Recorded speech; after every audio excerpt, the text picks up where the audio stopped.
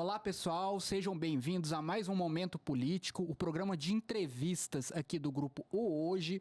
Aqui do meu lado, hoje a gente tem a presença do prefeito de Goianápolis, Jeovazinho, do União Brasil. Seja bem-vindo, prefeito. Bom dia, Bruno.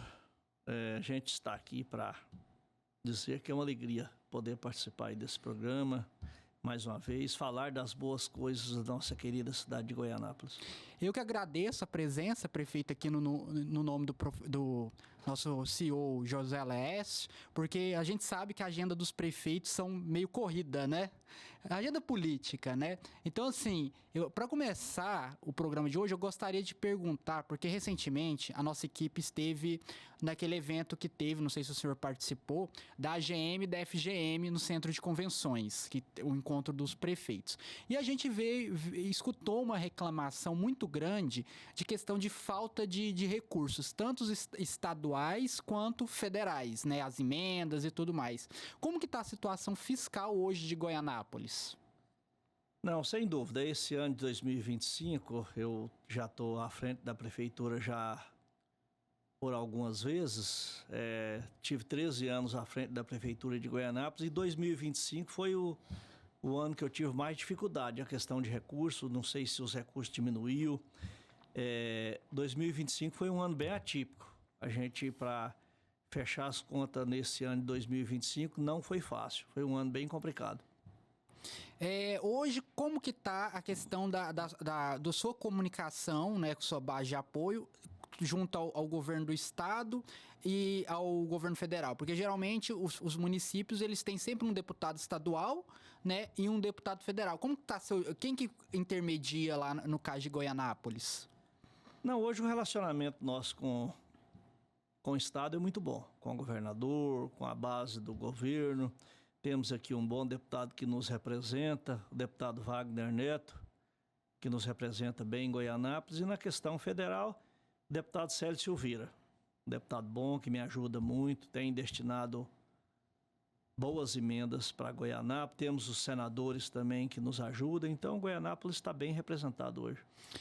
Prefeito, quando a gente ainda trata nessa questão de recursos, a gente vê entre a maior parte dos prefeitos que a saúde é onde pesa mais no orçamento, né?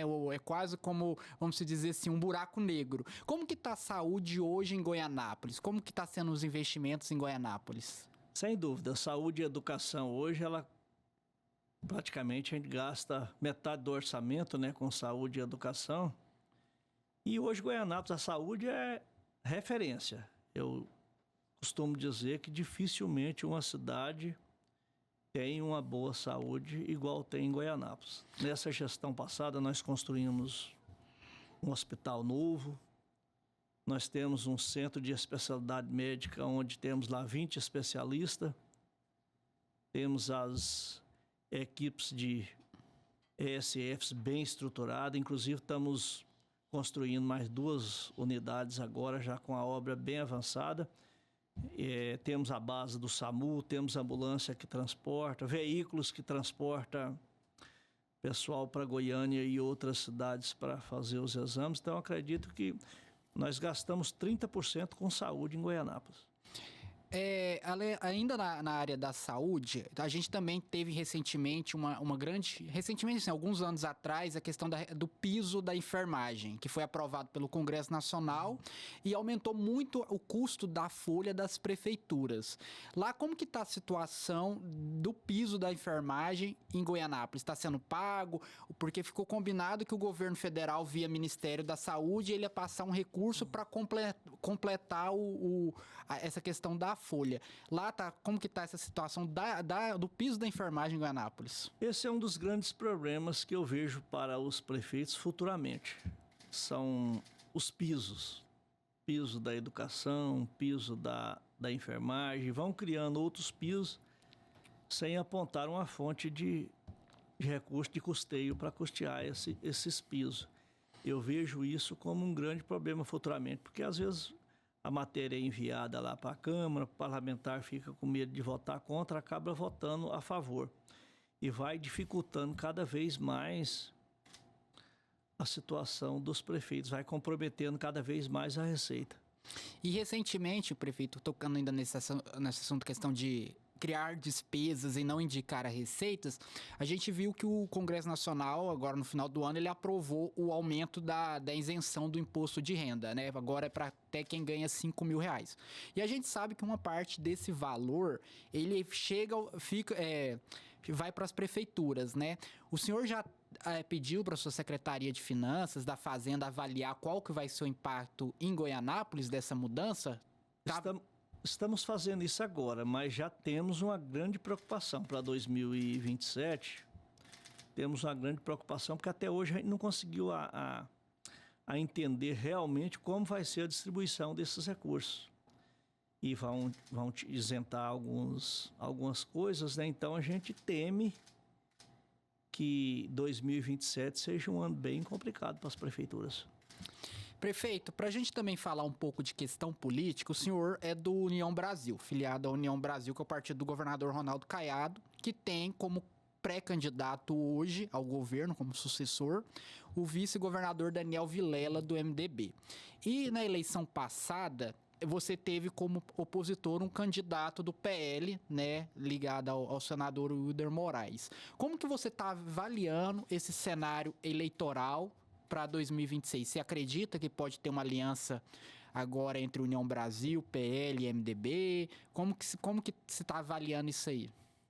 Acredito que aqui em Goiás não tem dúvida, né? Caminha para ter uma aliança. A gente vê aí as negociações já acontecendo e Goianápolis é um fato diferente. Tivemos lá um candidato do PL, mas somos companheiros, já fomos parceiros no passado e transcorreu tudo bem. A nível de Estado, acredito que a negociação deve fluir para ter uma aliança aí entre União Brasil e o PL. Caso não tenha porque caso tenha aliança, o que está sendo negociado, que a gente está vendo aí na imprensa tradicional, que o PL indicaria a segunda vaga do Senado, né? Porque hoje a primeira vaga, ela está destinada à primeira-dama Gracinha Caiado, que eu acredito que já é sua candidata a senadora, até por questão de ser da base, a candidata do União Brasil. Caso não tenha essa aliança entre o PL e essa segunda vaga fique aberto, qual candidato você avalia que poderia ocupar? Seria o Gustavo Mendanha, Alexandre Baldi? E até você poderia nos contar um pouco de qual que é o senador que tem ajudado mais Goianápolis? Lá é o meu primeiro voto, eu tenho que acompanhar o nosso governador, Ronaldo Caiado. Se for a Gracinha, estarei com ele. O meu segundo voto, eu tenho que ficar com o Vanderlan Cardoso. É um deputado que tem representado bem. É um senador que tem representado bem Goianápolis, tem me ajudado muito. E eu costumo dizer que eu sou grato a quem me ajuda. Nesse caso aí, eu preciso acompanhar o senador Vanderlan Cardoso e acredito que ele irá ganhar, irá reverter qualquer situação adversa que vinha a aparecer, porque é um deputado que representa bem os municípios. Vanderlan Cardoso aí colocou emenda praticamente para todos os municípios. E eu acho que a questão da gratidão é muito bonita. A gente precisa enxergar bem isso, a quem nos ajuda. Você poderia contar mais pra gente dessa parceria da Prefeitura de Goianápolis com o Vanderlan, dessa destinação de emendas, quanto que foi os valores, para que foi destinado? Sim.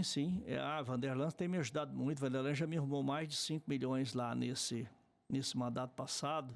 Máquinas, caminhão compactador, recurso, eu estou fazendo um lago lá agora, acabou de destinar lá 1 milhão para a construção do lago, além de recursos para a saúde, que foram vários, sabe? Então, eu vejo o trabalho do Vanderlan muito municipalista. Um senador que preocupa com os municípios, que é parceiro dos prefeitos. Então, eu sou muito grato a isso. A gente que é prefeito principalmente os prefeitos de cidade pequena, o recurso, às vezes, não sobra recurso para investimento. Então, a gente conta muito com essas emendas parlamentares. E o senador Vanderlan tem me ajudado muito lá, como o Célio Silveira, mais alguns deputados têm me ajudado. Então, os prefeitos de cidade pequena, eles sobrevivem muito com essas emendas parlamentares. E a gente não pode virar as costas para isso. Gratidão é muito importante. O senhor mencionou a questão das emendas parlamentares e você já deve ter percebido que nas redes sociais existe um certo desconhecimento e crítica da parte da população, que eles veem isso como uma espécie de compra de voto, toma lá, dá cá. Você poderia explicar mais para a população de Goianápolis, explicar, por exemplo, qual que é o orçamento de Goianápolis e por que essas emendas são importantes para investimento? O orçamento de Goianápolis, praticamente, ele é comprometido com o dia a dia. Com folha, com outras despesas, precatórios, essas coisas. Essas emendas parlamentares é um meio mais fácil da gente conseguir as coisas, conseguir realizar algumas coisas que a cidade precisa. Muitas das vezes é difícil você ter contato com a União, por exemplo, com o Estado. Nem sempre você consegue convênios para resolver tudo aquilo que a gente precisa fazer na cidade. E essas emendas parlamentares é uma oportunidade da gente fazer um recapeamento, cuidar melhor da saúde, construir escola. Então, acaba sendo um meio, assim, de investimento maior na cidade. Então, eu vejo essas emendas muito importantes para os municípios. Município, cidade pequena, o recurso não sobra pouco para investimento. E com essas emendas aí nos ajudou demais. Você mencionou a questão de convênios, prefeito, e eu queria saber em relação à área da segurança pública.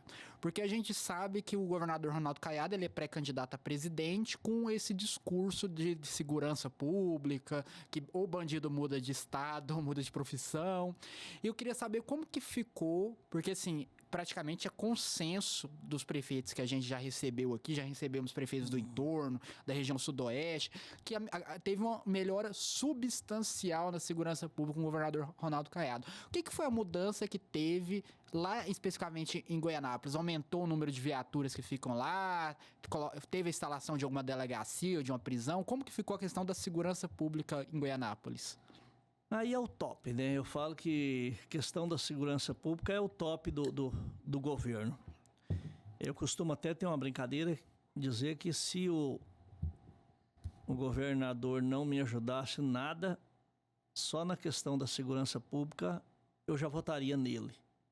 Já fui prefeito outras vezes e a criminalidade era muito terrível. Lá em Goianápolis, pela proximidade de Goiânia e Anápolis, a gente sofria muito com a questão da bandidagem.